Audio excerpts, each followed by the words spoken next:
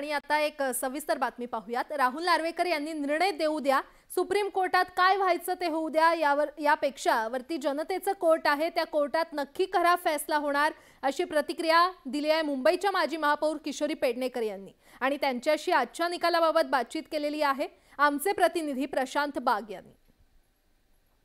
विधिमंडळात अध्यक्ष राहुल नार्वेकर यांनी दिलेला निकाल आणि या निकालाच्या अनेक वेगळ्या प्रकारच्या प्रतिक्रिया आणि पडसाद उमटत आहे। किशोरताई आपल्या सोबत आहेत। आज दिलेला निकाल काय प्रतिक्रिया?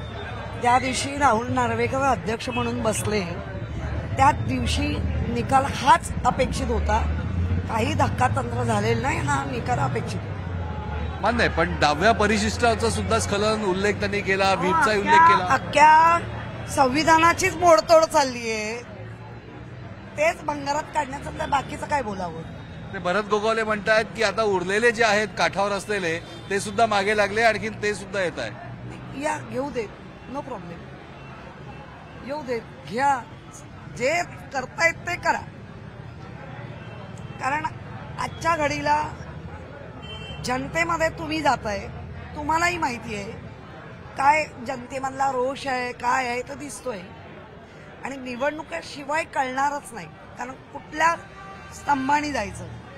ज्या अध्यक्षाकडनं अपेक्षित होतं त्याची मोडतोड झाली आहे। आता परत कोर्टबाजी चालू होईल, काय येईल निकाल तो येईल। सुप्रीम कोर्टामध्ये जाणार हे निश्चित, ऑब्विसली इकडे असा लागला तरी जाणार आणि तसा लागला तरी जाणार। त्यामुळे कोर्ट आहेच, पण कोर्टाच्या नंतरचा पण एक कोर्ट आहे ना, जनता। धन्यवाद। विधिमंडळ अध्यक्षांनी दिलेला निर्णय अपेक्षित आहे, सुप्रीम कोर्टात तर जाणारच, पण सगळ्यात मोठं कोर्ट आहे जनतेचं।